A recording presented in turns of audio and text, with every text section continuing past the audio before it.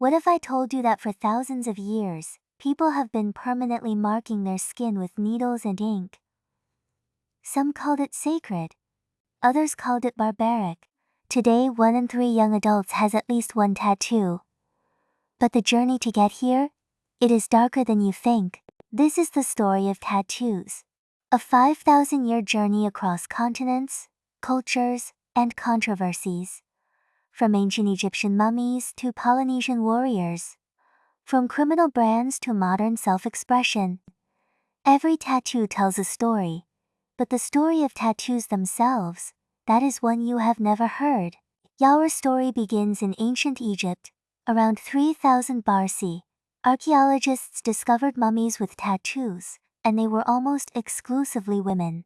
These were not random designs. Geometric patterns on thighs, dots across abdomens. Many scholars believe these were marks of protection during pregnancy and childbirth.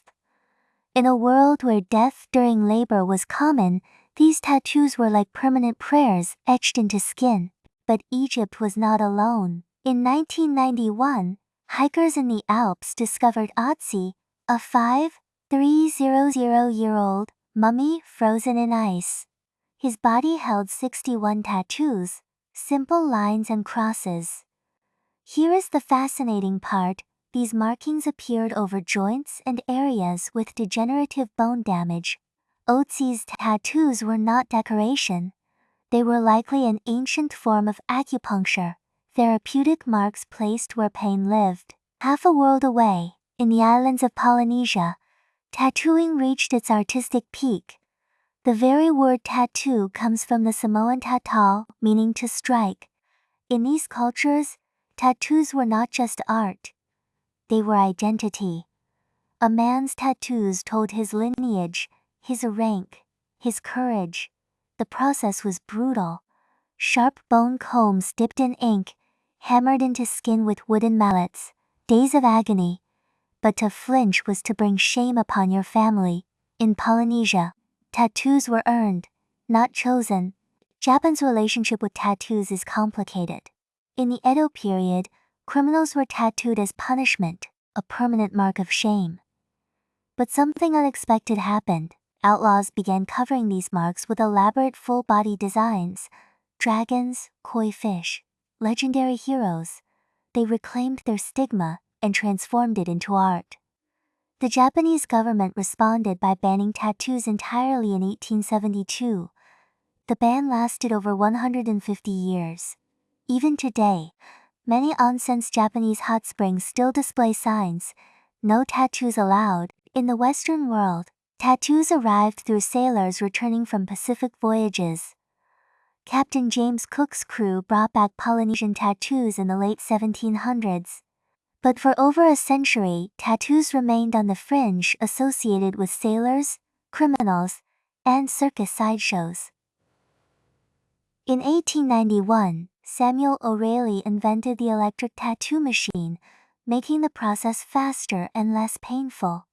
Yet still, respectable society wanted nothing to do with permanent ink. If you had tattoos in 1920s America, you were either a sailor, a criminal, or a circus attraction. The 1960s changed everything. Counterculture movements embraced tattoos as symbols of rebellion against conformity. Rock stars, bikers, and artists wore their ink proudly. In 1961, a hepatitis outbreak led New York City to ban tattooing, driving it underground. But the ban only made tattoos more alluring to those seeking to reject mainstream values. By the 1980s and 90s, tattoo culture was exploding. Musicians, athletes, and actors began showing their tattoos publicly. Today, tattoos have gone mainstream. Fine line, watercolor, geometric, traditional, the styles are endless. Reality shows like Miami Ink turned tattoo artists into celebrities. Social media created global communities of artists and enthusiasts. What was once a mark of the outcast is now a $3 billion industry. But here is the truth. Every tattoo still carries that ancient weight. Permanence, identity, story. From therapeutic marks on a frozen mummy to sacred Polynesian rituals, from criminal brands to modern self-expression, tattoos have survived every attempt to erase them. Maybe that is because the desire to mark our skin runs deeper than culture or era. It is human. We have always needed to say, I was here. This is who I am. So the next time you see someone with tattoos, remember you are looking at a 5000-year-old tradition, one that refuses to fade away. Thanks for watching. If this history fascinated you, hit subscribe for more stories hidden in plain sight. What tattoo story would you like to hear next? Let us know in the comments.